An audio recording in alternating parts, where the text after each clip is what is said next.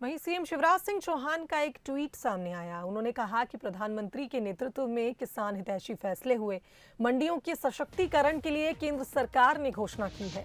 केंद्र सरकार ने 1 लाख करोड़ के फंड की घोषणा की है और पीएम के नेतृत्व में किसान हितैषी फैसले हुए। तो आपको बता दें, सीएम शिवराज सिंह चौहान ने ये ट्वीट किया है। कैबिनेट मीटिंग के बाद उन्होंने ये ट्वीट किया, जिसमें किसान हितैषी फैसले उन्होंने बताए हैं पीएम के नेतृत्व में। साथ ही उन्होंने कहा कि केंद्र सरकार ने 1 लाख करोड़ के फंड की घोषणा की है और मंडियों के सशक्तिकरण के लिए केंद्र सरकार ने ये घोषणा की है।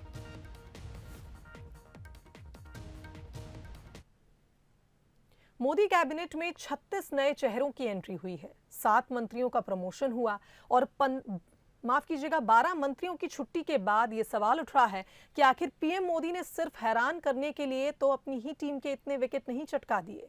आखिर क्या है 12 मंत्रियों की छुट्टी की इनसाइड स्टोरी, 7 मंत्रियों के प्रमोशन और कुछ डिमोशन की कहानी? इस सवाल का जवाब है परफॉर्मेंस। कहा जा रहा है कि पीएम मोदी ने मंत्रियों के परफॉर्मेंस को परखने में 1.25 महीने का लंबा वक्त लगाया, फिर जाकर छटनी की लिस्ट तैयार की और परफॉर्मेंस की ऑडिट रिपोर्ट तैयार की गई, जिसमें मंत्रियों को हटाए जाने के पीछे की बड़ी वजह लक्ष्य पूरा करने की गति मंद होना, अपनी नीतियों और राजनीतिक लक्ष्यों से जनता को भरोसे में ले पाने में विफल होना शामिल है। खासकर कोरोना काल में किस मंत्री का परफॉर्मेंस कैसा रहा, ये उनके मंत्रिमंडल में रहने या जाने का एक बड़ा फैक्टर माना जा रहा है। रविशंकर प्रसाद, प्रकाश जावड़ेकर, रमेश पोखरियाल निशंक, डॉक्टर हर्षवर्धन समेत 12 मंत्री कैबिनेट के बाहर किए गए। इसके कुछ और भी कारण हो सकते हैं। यह भी कहा जा रहा है कि बड़े चेहरों को कैबिनेट से पार्टी संगठन में भेजा जाएगा और अगले चुनाव की तैयारी में लगाया जाएगा। इसके अलावा भी कोई वजह हो सकती है, पर अपने फैसलों से चौंकाने वाले मोदी ने नए और पुराने सबको ये मैसेज तो दे ही दिया है कि परफॉर्मेंस में नो कॉम्प्रोमाइज।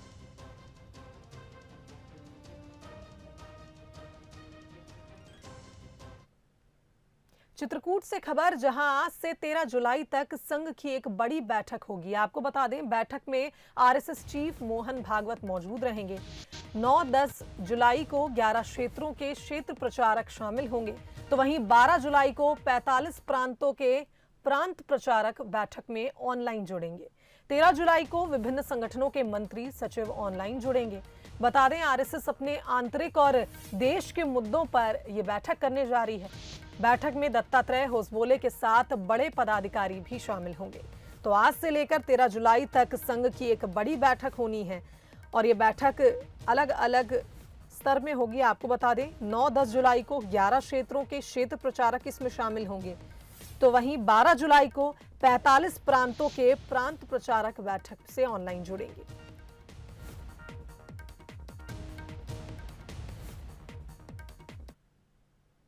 ग्वालियर से खबर, जहां सांसद विवेक शेजवलकर ने ज्योतिरादित्य सिंधिया को पत्र लिखा। ग्वालियर एयरपोर्ट का विस्तार जल्द कराने की मांग इस पत्र में की गई। आपको बता दें, पत्र लिखकर विकास प्रोजेक्ट में तेजी लाने की मांग भी की गई है। तो सांसद विवेक शेजवलकर ने ज्योतिरादित्य सिंधिया को पत्र लिखा। ज्योतिरादित्य सिंधिया अब एविएशन मिनिस्टर बन चुके हैं और ऐसे में सांसद विवेक शेजवलकर ने उनको पत्र लिखकर ग्वालियर एयरपोर्ट का विस्तार जल्द कराने की मांग की, साथ ही विकास प्रोजेक्ट में तेजी लाने की भी मांग की है।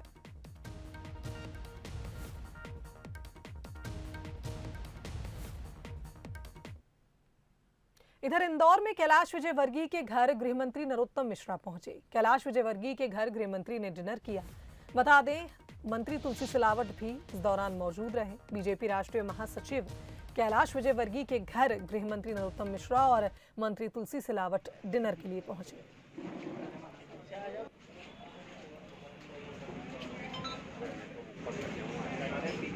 तो आपको बता दें, बीजेपी राष्ट्रीय महासचिव कैलाश विजयवर्गीय के घर गृहमंत्री नरोत्तम मिश्रा पहुंचे। बताया जा रहा है कि उनके घर डिनर पर गृहमंत्री आए थे और गृहमंत्री के साथ मंत्री तुलसी सिलावट भी मौजूद है।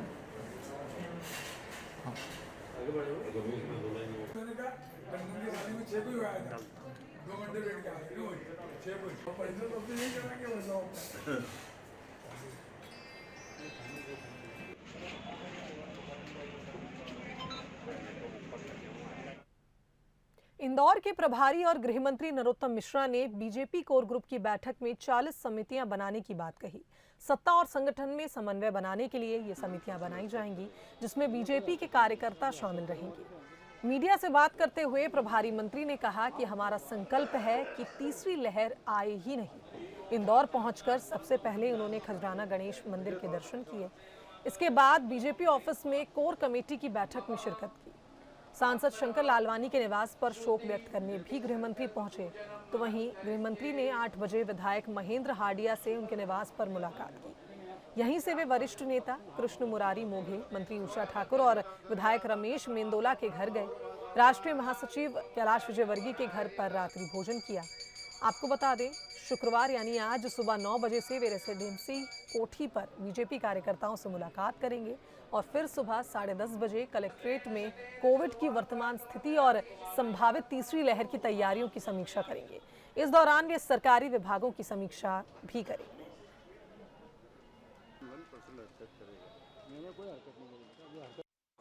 मैं कल बैठक करूंगा, उसके बाद फिर आपसे साक्षात्कार करूंगा।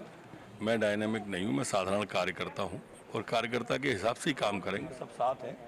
तीसरी लहर आए ही नहीं, ये तैयारी है हमारी। और अगर कहीं टेस्ट में फिर कॉन्टैक्ट ट्रेसिंग जो करते हैं हम, उसमें कहीं भी पकड़ में आता है तो उसके फन को वहीं कुचलेंगे, पर तीसरी लहर आने नहीं देंगे। इस संकल्प के साथ हमारे मुख्यमंत्री जी हैं और वो स्वयं भी समीक्षा कर रहे हैं। ग्वालियर में महिला कांग्रेस की जिला अध्यक्ष रुचि गुप्ता को बीजेपी सरकार के खिलाफ विरोध प्रदर्शन करना बेहद महंगा पड़ गया। उन पर कोविड उल्लंघन को लेकर मामला दर्ज हुआ। इतना ही नहीं, रुचि पर प्रधानमंत्री नरेंद्र मोदी और मुख्यमंत्री शिवराज सिंह चौहान के खिलाफ गलत बयानबाजी का भी आरोप है और अब इस मामले पर सियासत भी तेज हो गई है। देखिए ये रिपोर्ट। महिला कांग्रेस की जिला अध्यक्ष पर केस के बाद एक्टिव हुई कांग्रेस। पुलिस पर परेशान करने का इल्जाम। बीजेपी बोली कानून कर रहा अपना काम। ग्वालियर कांग्रेस की महिला जिला अध्यक्ष पर एफआईआर के बाद सियासत तेज हो गई है।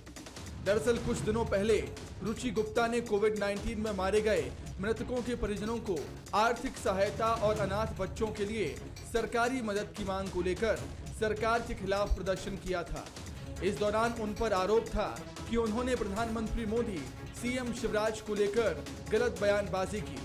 बीजेपी ने इसके खिलाफ पुलिस में शिकायत की और पुलिस ने कोविड नियमों के उल्लंघन के मामले में एफआईआर दर्ज कर ली। लेकिन केस के बाद उनकी मुसीबतें बढ़ गई हैं। उनका आरोप है कि उनके घर पर पुरुष पुलिसकर्मी रोजाना घर के चक्कर काट रहे हैं। उन्होंने इसके सीसीटीवी फुटेज भी जारी किए। साथ ही कहा कि पुलिस कर्मियों के आने से उनके बच्चे घबराए हुए हैं। इतना ही नहीं, उन्होंने आरोप लगाया कि बीजेपी के इशारे पर पुलिस उनसे आदतन अपराधी की तरह पेश आ रही है। मुझ पर बीजेपी के दबाव में एक एफआईआर दर्ज हुई, जबकि बीजेपी क्या ये प्रदर्शन नहीं कर रही है, 6 से अधिक लोगों की भीड़ नहीं इकट्ठी कर रहे वो। और उसके बाद आलम यह है कि मेरे घर में मैं नहीं हूँ, पुलिस आ रही है, बार बार पुलिस आती है, बच्चे घर में होते वो भी दहशत में आते हैं। वहीं इस मामले में बीजेपी का कहना है कि कानून अपना काम कर रहा है। उन्होंने जिस तरह से भाषा की मर्यादाएं लांघी हैं और कोविड गाइडलाइंस का उल्लंघन किया है, वो उसी का खामियाजा भुगत रही हैं। देखिए, जो अपराध करता है, अगर अपराध की कायमी होती है तो ये कानून व्यवस्था का प्रश्न होता है। पुलिस को उस पर कार्रवाई करना होती है। यदि ऐसा होता तो हम उनको नेक्स्ट डे ही अरेस्ट करा देते। हमारी तरफ से कोई पर्सनल नहीं है। पुलिस को जो कार्रवाई उचित लग रही है, पुलिस कर रही है। पुलिस को लेकर महिला कांग्रेस की जिला अध्यक्ष के आरोप पर अधिकारियों का कहना है कि उनके खिलाफ बेहद सामान्य धाराओं में मुकदमा दर्ज किया गया है, इसलिए उनके घर पुलिस कर्मियों का जाना चौंकाने वाला है। उन्होंने कहा है कि अगर मामले में कोई शिकायत आएगी तो दोषी पुलिसकर्मी के खिलाफ कार्रवाई की जाएगी। कोई जो प्रकरण भी पंजीबद्ध एक हुआ था, 188 का है, जिसमें कि ना तो गिरफ्तारी की जाती है, ना जमानत दिया जाता है, नोटिस पे उसमें चालान होता है। कोई भी घर पे पुलिस जाने का प्रश्न ही नहीं उठता और यदि इस संबंध में कोई उनकी आपत्ति है तो उसको देख लिया जाएगा, क्योंकि ये प्रकरण प्रकृति का था, जिसमें कि माननीय उच्च न्यायालय के निर्देश भी हैं। ऐसे प्रकरणों में गिरफ्तारी नहीं की जाती। कुल मिलाकर जिस तरह से महिला कांग्रेस के जिला अध्यक्ष के घर पुलिसकर्मी दबिश दे रहे हैं, उससे सियासत गरमाई हुई है। खुद पुलिस के वरिष्ठ अफसर शिकायत मिलने पर कार्रवाई की बात कह रहे हैं, लेकिन ऐसे में सवाल उठना लाजमी है कि जब केस सामान्य धाराओं में दर्ज है तो पुलिसकर्मी का घर पर जाना क्यों जरूरी है। बहरहाल वजह चाहे जो भी हो, लेकिन इसने पुलिस की कार्यशैली पर सवाल जरूर खड़े कर दिए। प्रहलाद सेन, बंसल न्यूज, ग्वालियर।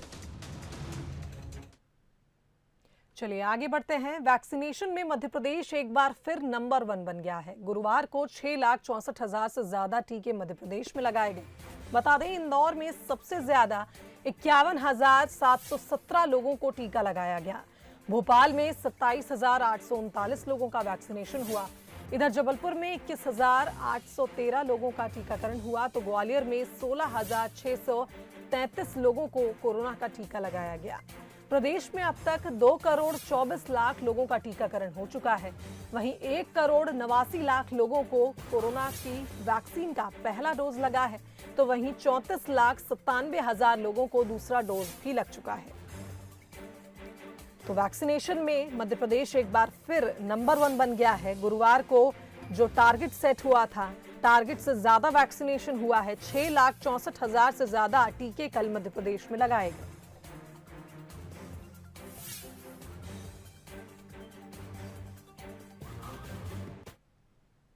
वहीं इंदौर में हनी ट्रैप मामले में आरोपी बरखा भटनागर को जमानत दी गई। आपको बता दें, हाईकोर्ट ने 50,000 के मुचलके पर जमानत दी है। बता दें, हनी ट्रैप मामले में बरखा भटनागर को पुलिस ने आरोपी बनाया था। याचिका पर सुनवाई के बाद मेघा भटनागर की जमानत हुई है।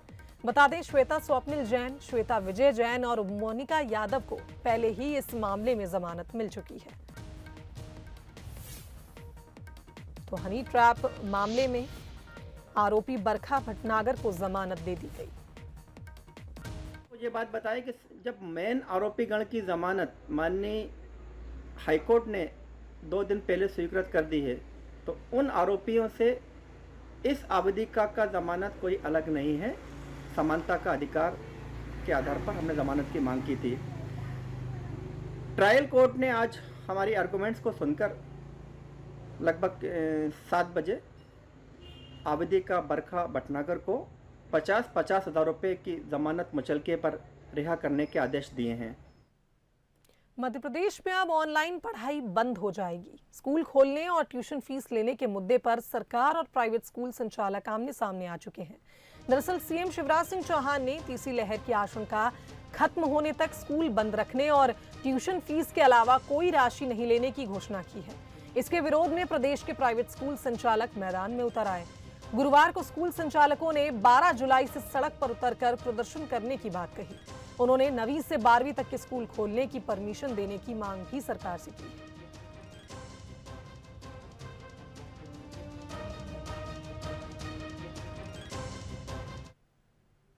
वहीं एमपी बोर्ड की 10वीं और 12वीं की विशेष परीक्षाएं 1 से 25 सितंबर के बीच आयोजित की जाएंगी। इसमें रिजल्ट से असंतुष्ट छात्र शामिल हो सकेंगे। इसके बाद इसमें प्राप्त अंकों के अनुसार उनकी अंक सूची जारी की जाएगी। इसके लिए माध्यमिक शिक्षा मंडल ने आदेश जारी किए, यानी जिन छात्रों को सरकार के बोर्ड परीक्षा में अंक देने के मूल्यांकन फॉर्मूले पर भरोसा नहीं है, वे परीक्षा की तैयारी शुरू कर सकते हैं। मंडल के सचिव की तरफ से जारी आदेश के अनुसार मूल्यांकन के तय फॉर्मूले के बाद परीक्षा परिणाम से असंतुष्ट छात्र को परीक्षा में शामिल होने के लिए 1 अगस्त से 10 अगस्त तक ऑनलाइन पंजीयन कराना अनिवार्य होगा।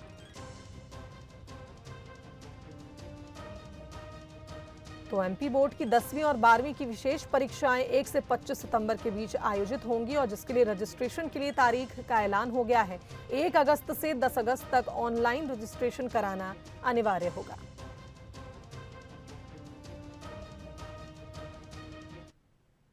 इंदौर के बाणगंगा शेल्टर होम से 10 बांग्लादेशी युवतियां फरार हो गई हैं। फरार हुई सभी महिलाएं छत कूद कर भाग निकली। बाहर उनकी निगरानी के लिए 2 थानों की पुलिस 24 घंटे पहरा दे रही थी, लेकिन किसी को कुछ भी नहीं पता चला। अब बताते हैं कि पूरा मामला क्या है। तो अक्टूबर 2020 में विजयनगर पुलिस ने महालक्ष्मी नगर के एक होटल में बंधक बनाकर रखी गई 16 लड़कियों को छुड़ाया था। इसमें से 10 युवतियां बांग्लादेश की भी थीं। इन्हें बाणगंगा स्थित वृद्धाश्रम शेल्टर होम में रखा गया था, लेकिन ये महिलाएं ग्रुप बनाकर भाग निकली और अब पुलिस पूरे मामले की नए सिरे से जांच कर रही है।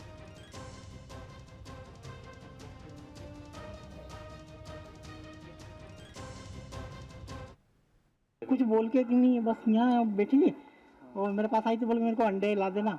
तो मैंने कहा पैसे ला दो, मैं अंडे ला दूंगा।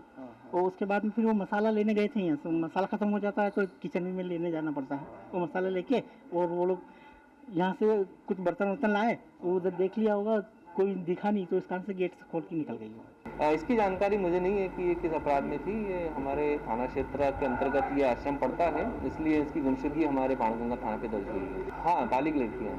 उन्हें वहाँ पे एक संरक्षित गृह में रखा गया था, जहाँ से उनके जाने की सूचना है। पुलिस उनको ढूंढेगी। पुलिस की ज़रूरत उनके बयान में पड़ेगी। आने वाले दिनों में जो ट्रायल चलेगा उसमें पुलिस को उस समय तक बयान में उनकी ज़रूरत पड़ेगी। पुलिस उन्हें उनके दिए गए जो जानकारियाँ हैं उसके आधार पर उन्हें कोशिश करेगी कि उन्हें निश्चित तिथि के पहले वापस ला करके सही समय पर उनके बयान कराया जा सके। इधर नेपानगर की पांधार नदी में बाढ़ में फंसे युवकों का रेस्क्यू कर लिया गया। दोनों युवकों का सकुशल रेस्क्यू किया गया। बता दें, मछली पकड़ने के लिए ये दोनों युवक गए थे और नदी में बाढ़ आ गई, जिसके चलते दोनों युवक फंस गए। बता दें, नदी का जल स्तर बढ़ने से तेज बहाव में दोनों युवक फंस गए थे और मछली पकड़ने के लिए उदय पागले और आर्य पटेल नदी पर पहुंचे थे, जिनका रेस्क्यू कर लिया गया। बताया जा रहा है दोनों युवकों का सकुशल रेस्क्यू किया गया। तो नदी में आई बाढ़ की वजह से दो युवक फंस गए थे। बताया जा रहा था कि मछली पकड़ने के लिए दोनों युवक नदी के किनारे पहुंचे थे, जहां ये फंस गए। वहीं दोनों युवकों का सकुशल रेस्क्यू कर लिया गया।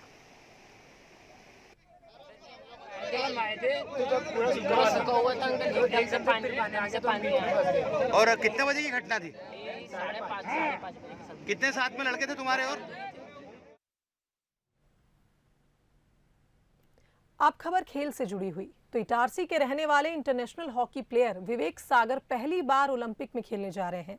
कम समय में हॉकी में अपनी खास जगह बनाने वाले विवेक के ओलंपिक में चयन से उनके घर में खुशी की लहर है। हर कोई खुश है कि उनके गांव का बेटा अब टोक्यो में होने वाले ओलंपिक में खेलने जा रहा है, जिसके लिए भारतीय टीम 17 जुलाई को टोक्यो के लिए रवाना होगी। बता दें कि Vivek Sagar Indian junior hockey team की कप्तानी कर चुके हैं और 2019 में हॉकी स्टार्स अवार्ड्स में विवेक को rising star of the year के खिताब से भी नवाजा जा चुका है। अब सबकी उम्मीद है कि विवेक ओलंपिक में गोल्ड मेडल लेकर आए।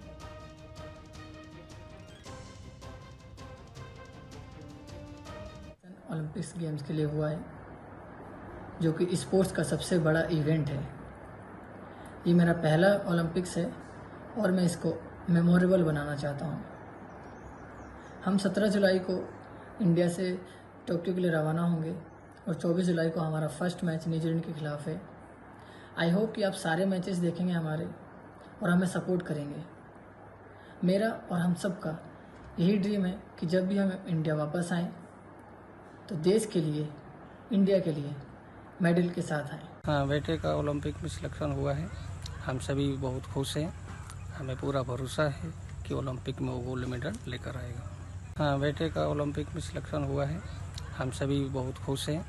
हमें पूरा भरोसा है कि ओलंपिक में वो गोल्ड मेडल लेकर आएगा। एक बाप के लिए उसकी बेटी आन बान और शान होती है और हर बाप का सपना होता है कि उसकी बेटी उससे भी ज्यादा नाम रोशन करे। बरेली में भी जब थानेदार बेटी ने पिता को सहायक उप निरीक्षक पदोन्नत होने पर स्टार लगाया तो बाप का सीना गर्व से चौड़ा हो गया। दरअसल मध्य प्रदेश पुलिस विभाग में सेवारत कर्मचारियों के प्रमोशन का दौर चल रहा है और ऐसे में रायसेन के सतलापुर थाने में पदस्थ हेड कांस्टेबल जयप्रकाश वर्मा पदोन्नत होकर सहायक उप निरीक्षक बने। लेकिन वो चर्चा में तब आए जब उनकी थाना प्रभारी बेटी मोहिनी वर्मा ने अपने पिता को पदोन्नत होने पर स्टार लगाकर बधाई दी। फिर क्या था, पिता ने भी बेटी को सैल्यूट किया। बेटी और पिता के बीच की फोटो अब सोशल मीडिया पर खूब सुर्खियां बटोर रही हैं। वहीं जयप्रकाश कहते हैं कि उन्हें गर्व है कि उनकी बेटी उनके साथ कंधे से कंधा मिलाकर देश की सेवा कर रही है।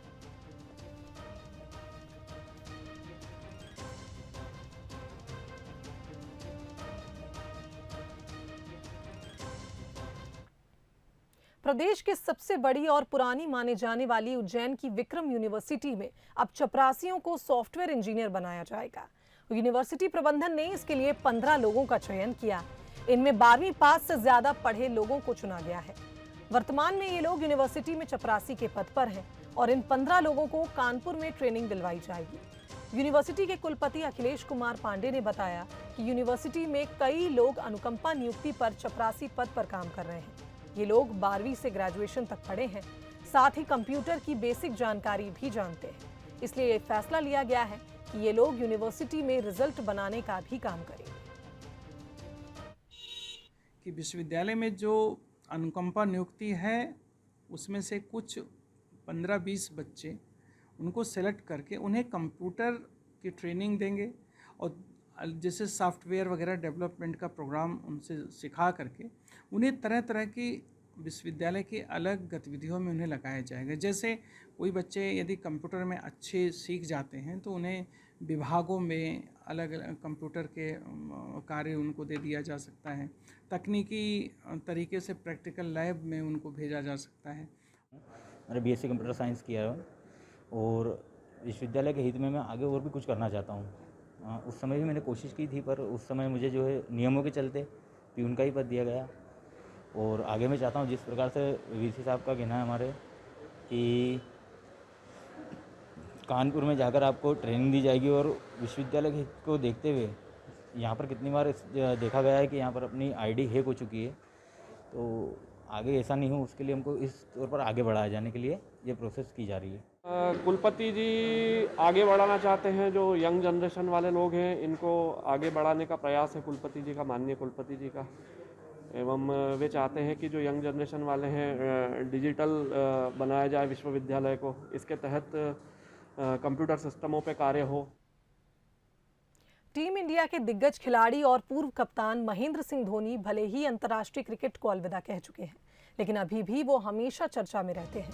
फिर चाहे रांची में अपने फार्म पर स्ट्रॉबेरी की खेती करते हुए या सड़कों पर बाइक से घूमते हुए। वहीं धोनी अब एक नई वजह से चर्चा में आए हैं। दरअसल हाल ही में धोनी ने अपना 40वां जन्मदिन मनाया और इस मौके पर धोनी सफेद दाढ़ी और काली मूंछ में नजर आए। धोनी के बर्थडे सेलिब्रेशन की तस्वीरें सोशल मीडिया पर खूब शेयर की जा रही हैं। धोनी ने इस खास दिन का जश्न पत्नी साक्षी, बेटी जीवा के अलावा अपने करीबी दोस्तों के साथ मनाया। इंटरनेशनल क्रिकेट से रिटायरमेंट के बाद धोनी का ये पहला बर्थडे था, जो कि सफेद दाढ़ी और काली मूंछ से और भी खास बन गया।